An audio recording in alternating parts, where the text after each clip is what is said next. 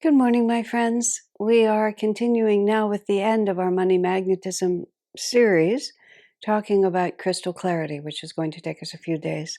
Crystal Clarity is the name of Ananda's publishing company, so that's not what I'm talking about. I'm talking about why Swami called it crystal clarity, based on a 4-paragraph description he gave of this all-important quality in life. So let's start with a prayer.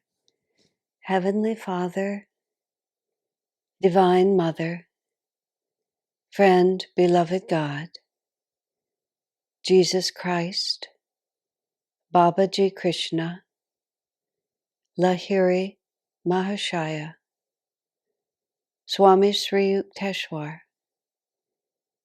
beloved Master Paramhansa Yogananda, saints of all religions, dearest friend Swami Kriyananda, humbly we bow to you all.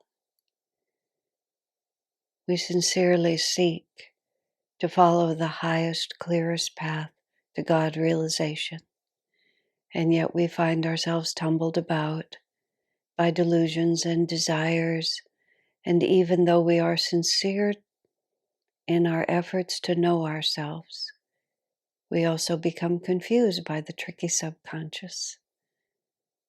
So help us to fight the battle of Kurukshetra between the superconscious and the subconscious, and to emerge victorious in the light. We are your children. Guide us and bless us always.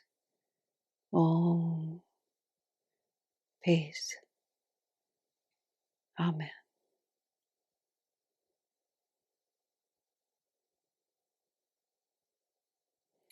In the autobiography, it says, whoever utters the name of Babaji with devotion attracts to himself an instant blessing.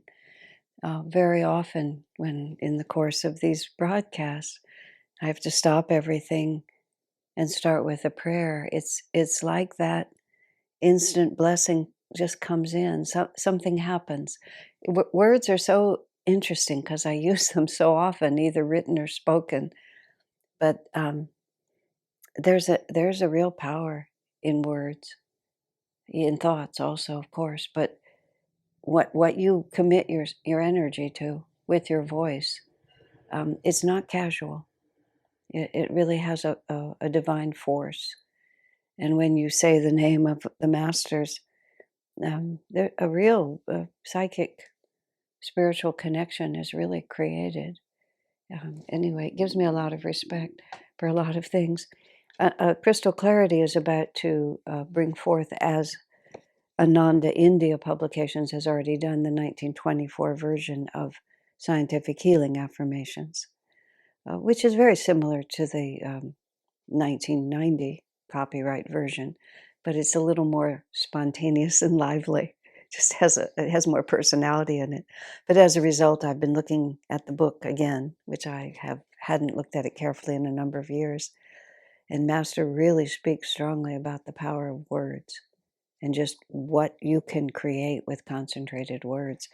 So as a person who pretty much makes their, how do you say, earns my bread and keep, my bread and water, my board and keep, whatever, how you say that. Let's see. Those who are too good for this world are adorning another. And those of us who are here, who find ourselves, need to do grateful service. So most of my grateful service is about words. So sometimes I never take it for granted, but it doesn't hurt to be brought back into an alignment to appreciate the divine potential. The responsibility is also another word, but the divine potential of what we say and how we say it. I mean, these are all actually related to what we're talking about, which is crystal clarity, which is magnetism. It's like if we dissipate our magnetism by slight untruth, or just by wasting the power of words, by using them insincerely or irresponsibly, then we don't have magnetism. So if we don't have magnetism, you want to look everywhere where are the holes in the bucket, and undisciplined speech. And that doesn't mean you have to be in silence. Swami was very, I don't want to say he was talkative, but he interacted with us in quite a natural way. And when we were together, there was often, almost always, there was a great deal of conversation. When Swami would go into silence, it was notable because when he was with people, of course, he spent a great deal of time alone. But when he was with people, he gave his energy to us. And often that was through verbal. So we learned a lot because his words were always true. He was very, very careful to make sure that he spoke the truth, which is part of what we're talking about today, is the simple truth, although we're not quite there yet. So we're reading these 4 paragraphs of Swami's for his definition of what crystal clarity is. And crystal clarity, he explained, is an essential quality for to have money magnetism or to have any success in life. And I read this paragraph yesterday, but I so loved it. Is let's see, how does he put it?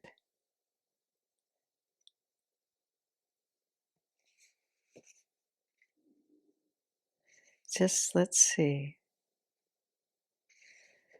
Oh dear, I can't quite remember, but I can't quite find it now. I'll have to find it. But he said basically lack of clarity creates chaos. I'm looking for the word chaos, but I'm not finding it readily, so I must have found it somewhere else. Okay. Oh, muddy thoughts and feelings. It was after the explanation. Muddy thoughts and feelings produce chaos, both inwardly and outwardly. I've certainly experienced a certain amount of chaos in my life. Muddy thoughts and feelings produce chaos. It's a very interesting, just by itself. Swami put so much into just a few words. Okay, so let's go back up here. So we're in the first paragraph of 4. Crystal clarity means to see oneself and all things as aspects of a greater reality, to seek to enter into conscious attunement with that reality, those 2 phrases we talked about yesterday, and to see all things as channels for the expression of that reality. And that's just so incredible. Me and myself and all things are aspects, are part of a greater reality. We want to be in attunement with that. And not only do we want to be in attunement with it, but we want to be a channel for it. You see, it takes it one more step. This is who I am. I want to be in tune with it. And then I want that energy to flow through me. And there's lots of reasons why we want that energy to flow through us, and mostly because in this world you have to act. I mean, this is where all the different scriptures begin to intersect with each other. There's verse after verse after verse in the Bhagavad Gita about action, action, inaction, inaction, inaction, and how it is impossible not to act in this world. Once we're manifested on the material plane, it's a constantly moving flow of energy. I'm always so just intrigued by the fact that children simply grow up. I mean, their lives can be chaotic, their lives can be privileged and blessed, they can struggle, they can sail through whatever it might be. But year after year, they just go from being babies to being adults. I'm old enough now and have lived consistently in the same community long enough to have just seen children be born and then become full adults, and my peers, regardless of, minor differences in age, which is really insignificant from the soul's point of view. But there's just the mere fact that it happens. I work in our elementary school. I spend a few weeks every year helping them with a theater production, and I help with the costumes, which puts me in touch with every child, because every child has to have a costume of some sort. Just amazing. Of course, I have to remeasure with the tape measure every child every year, because just from one spring semester to the next spring semester, the whole child can completely have shifted. They can go from children to adulthood in middle school, or just shoot up. And then their faces begin to shift, and it all just keeps happening. No human being can intercede with that process. Because once you are born on the material plane, there is this inexorable forward motion. And even to resist the motion this is the Gita, to resist the motion is also an action. So the question is, what are we going to be? And let me add a few more thoughts to that. Master writes in Autobiography of a Yogi that thoughts are not individual, but they are universal. They are not created by the individual who expresses them, they are received. And we tune in to certain vibrations of consciousness, and then we become expressions of those vibrations of consciousness. But those vibrations exist independent of our tuning into them. And who we are in the world is really not who we are, it's what we have attuned ourselves to. And it's a fun thing to think about, that the worst criminal in the world can become a great saint from night to morning if he just changes his thoughts and his behavior. It's like that body is not inherently a criminal's body. It's only criminal because of what that person chooses to be a channel for. And if he chooses to be a channel for universal streams of consciousness that are selfish and hurtful to other people, that are contrary to not only perhaps divine law, but also human law, that person becomes a criminal. But if that person realizes that that's an error, attunes himself to a different vibration, and suddenly becomes a loving, kind, divinely inspired person, that's who that person is. Same face, same body, although of course they'll radiate with a different energy, but it is only we are what we choose to channel. And everything in creation is doing exactly the same thing. Every human being, every sentient being, the plants, the flowers, all the animals, they're all expressing through their physical being some aspect of divine awareness. And our progression, even from body to body, Swami, in one of his, I believe it's in the Raja Yoga course, but somewhere when he's talking about reincarnation, he had this wonderful phrase.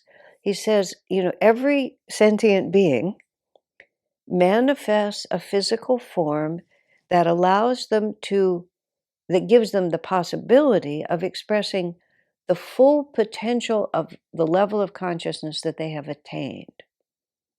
And when that vehicle no longer serves the expression of your consciousness, then that vehicle will go away. So let's think of a lizard, for example. A lizard is a very active, interested, sort of engaged entity. If you've ever watched Lizards on the Wall or anything like that, if you have ever lived or visited in the tropics, sometimes, especially if you are in some place where the outdoors and the indoors intersect a little bit more, like you'll be in a resort or something where there's an outdoor stone shower where the lizards can come in just as easily as you can, and you'll see them running around on the walls, and they're very engaged. They have their happiness and their suffering, and they're very engaged in it. But the possibilities of life experience as a lizard are rather limited. And so there'll be a point at which the lizard will have simply done as much as he can being a lizard. He'll have explored every option, and the compelling expansion of awareness that moves all creation will demand that that lizard shed the body and come into the next body. There's a very interesting story about a dog. There was a wonderful Swami Gyanananda, who lived up in maybe Dehradun. I think it was beyond Rishikesh. And he had I saw him only at the end of his life. He passed away a few years ago. He wrote a very interesting book called Transcendent Journey, which is only available in expensive hardback, but it's a very good read. He was a very wonderful man. He was from Switzerland. He read on the day of Master's Mahasamadhi, March 7th, 1952. Somebody gave him Autobiography of a Yogi. He was in his early 20s or maybe just 20. He was totally captivated by everything about that book. And he walked out of Switzerland and essentially walked to India. And when he got to the border of India, they asked him why he was there. He said he'd come for spiritual reasons. They let him into the country, and he never left. He just cut his ties with his background and lived there forever. And at the very end of his life, he was living in this little cottage, this stone house with some of his devotees. And one day a taxi pulled up in front of the house, and a dog, the taxi driver was delivering a dog to the Swami. And they have no idea who sent the dog, at least as far as I've heard. They have no idea who sent the dog, but there was the dog. In in the Mahabharata story, at the very end of the Mahabharata, when all of the Pandava brothers are walking to heaven, Yudhishthira, who's the incarnation of Dharma, a dog, attaches himself to Yudhishthira, and all his brothers have died, his wife has died, everyone is gone. The only thing that Yudhishthira has with him now is this dog. He finally gets to heaven, and he's told that the dog can't come in. He can come in, but not the dog. He says, this dog has been loyal to me when everyone else gave up. He said, I can't abandon the dog now. And then the dog turns into Lord Dharma, and it was Yudhishthira's final test of loyalty and greatness. And then everybody celebrates and goes in. So this dog arrives at Gyanananda's ashram. He names it Dharma. He names the dog Dharma. It's a small dog. It's a small, neurotic, yapping dog, is what it is.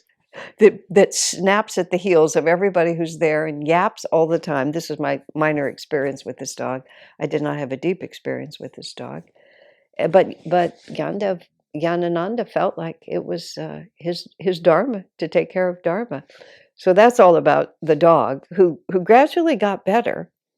But here was the thing that was so interesting to me, and this was told to me by others who knew Gyanananda better, that this dog was a human being, everyone felt, who for some reason was being punished by putting in a dog's body for some kind of transgression, but still had the good karma and some modicum of awareness to get himself to the feet of this sage. And God knows how, but there he was. So Gyanananda was trying to help this fallen yogi expiate whatever it was. But the dog would never eat in front of anyone because it was so humiliated, because it had no hands. And the only way it could eat was to just stick its snout into the food and just lap it up with its tongue, which, when you look at it, is actually really a gross way to have to consume food. And the dog was so embarrassed that if it ever had to eat when guests were there, they would put up a little curtain so the dog could go behind the curtain, because otherwise he would refuse to eat if anybody could see him. I mean, just like, so there he is. Now, what this has to do with what we're talking about is that we are all channels for certain levels of consciousness, and we make the kind of body that is appropriate to give us the opportunity to manifest that consciousness. And what makes human beings the most advanced creatures in creation is not because we're morally good, because we're despicable in certain ways. You know, we conduct war against each other, and we do all kinds of things that are nothing to be proud of. So it's not our inherent behavior that makes us more advanced. It's the potential for consciousness that the human body provides, because the human nervous system is so refined and the human brain is so subtle that it's possible for us within a human body to attune ourselves literally to infinity.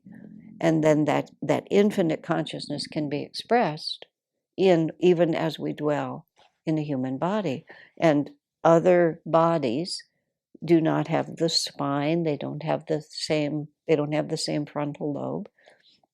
They may be more morally and in other ways more advanced than many people living in human bodies, but it gives us the opportunity to be a channel. So that, again, now see, this is crystal clarity. What am I really trying to do in the world? I don't want muddy thinking and muddy feelings that are going to lead to chaos. What do I want to be a channel for? You know, there is everything in creation is part of a greater reality. My job is to attune myself to it and then to express it. So it also tells us that we have a duty in this world to be something. In Sri Yukteswar, an autobiography of a yogi, says, those who are too good for this world are adorning another. And as long as we breathe the free air of earth, we have an obligation to render grateful service. I mean, these are divine statements. And the reason for this is because this is where our true happiness lies. And so when we watch ourselves become angry about something, become agitated about something, become selfish in our response, become overly self-concerned. I mean, just all these long things that we could all possibly be. What we have to say to ourselves is, what aspect of the greater reality am I channeling? Because this is not who I am. I am only what I attune myself to.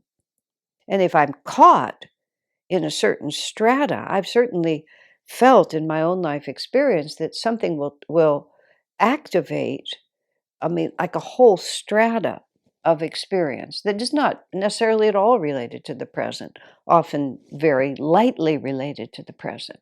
The cause and effect between immediate action and my response, it's causation in time, but not causation in energy. What someone else may do or something may happen activates an inclination in me to become aware, to suddenly receive a whole flow of energy. But do I want to be a channel for that? I mean, I may not always be able, because of the tricky subconscious, to extricate myself immediately, but what do I want to be a channel for?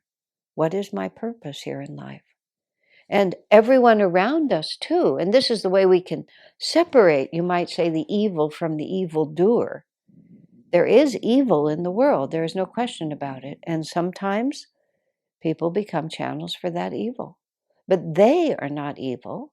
They are only a channel for evil in this moment. And maybe this moment's going to go on for a really long time. But one of the ways that we can, and this comes just in the fourth paragraph here, that we can be in right relationship with people is to make a distinction in our own minds and hearts between what they are presently a channel for and what their true divine potential is. But sometimes we have to put a stop to someone's inclination to channel evil energy, and we don't have to tolerate it, but we do have to understand that as soon as they change, there's no reason to carry forth my negative attitude toward them. But as long as they are a channel for that energy, I may have to take certain actions. So the first part of crystal clarity is to see oneself and all things as aspects of a greater reality, to seek to enter into conscious attunement with that reality, and to see all things as channels for the expression of that reality. That is our destiny.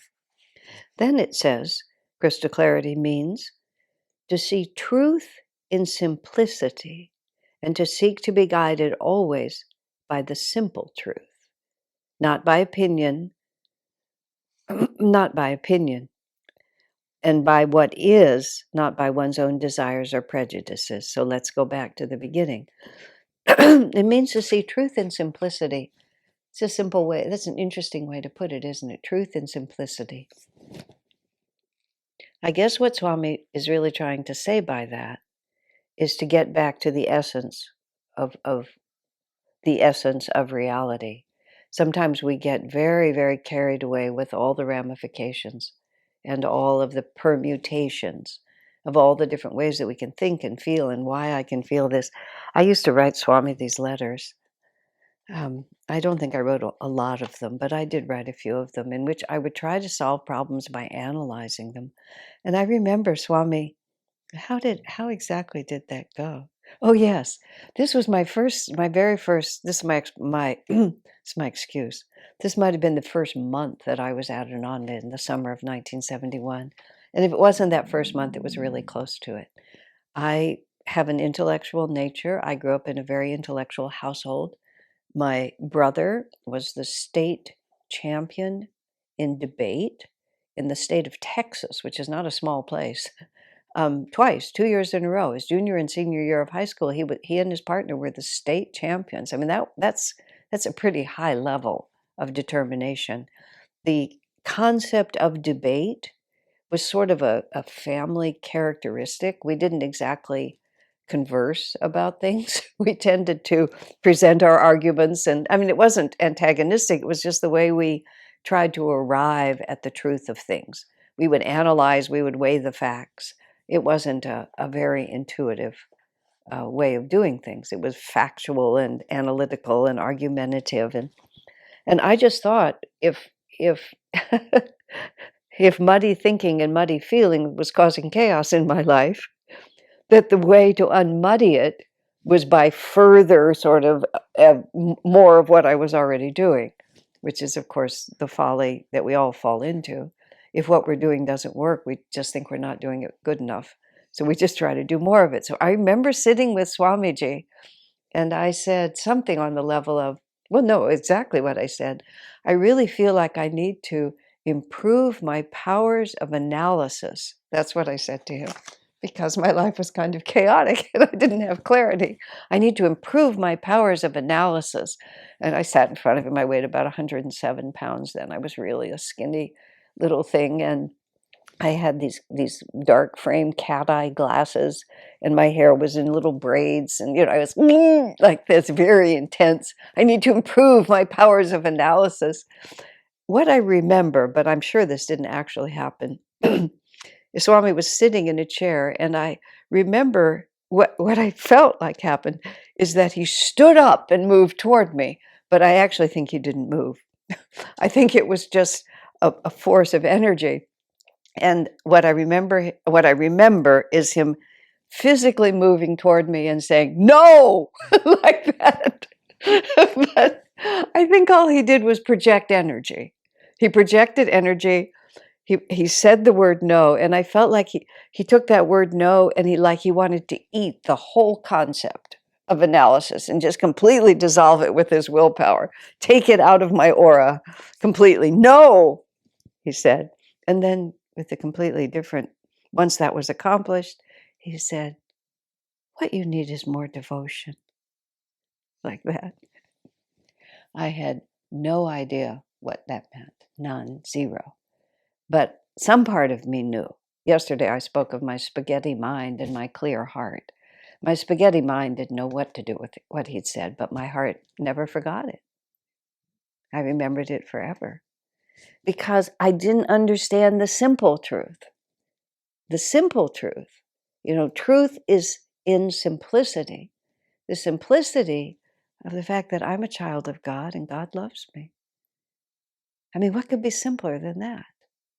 Is it an autobiography? What could be more profound than, you know, God exists, or simply the word God? I don't know the quote exactly, but it reduces everything down to the fact of the divine. And then we go back to the first paragraph, all myself and all of creation. I am part of a greater reality. Now, the reason we don't understand how simple that truth is because it's so profound. And we have this human mind inclination to think that profundity has to be complex.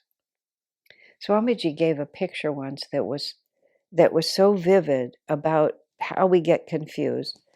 Everything emanates from oneness, from stillness, from the oneness of spirit and the absolute stillness of the divine. And then in order to make creation, Satchidananda begins to vibrate in the Om vibration. In the beginning was the Word, or in Genesis, let there be light. The vibration begins, and the vibration goes back and forth. And the farther it goes away from center, the more distance it covers, and the more complex it becomes. So when we live out here in creation, which is incredibly complicated, just so complicated, that we think that if something is profound, it must be complicated. But when you think about it, when we come closer and closer to the origin point, the center point of reality, vibration begins to get smaller and smaller until it absolutely ceases. So the closer we get to truth, the simpler it becomes, isn't it? Because it comes down ultimately to just one. So when we understand that truth is the simplicity of that one, that's a wholly different understanding, isn't it? And Swami just puts it, crystal clarity is to understand that truth, how does he say it exactly? It means to see truth in simplicity. In other words, to see the one first And then understand that everything is an emanation of that one. What could be simpler than that? God's love. God. We're all part of a greater reality. So, my friends, that takes us into paragraph 2 of Crystal Clarity. And there are only 4, but it'll take us a few more days to cover it. God bless you.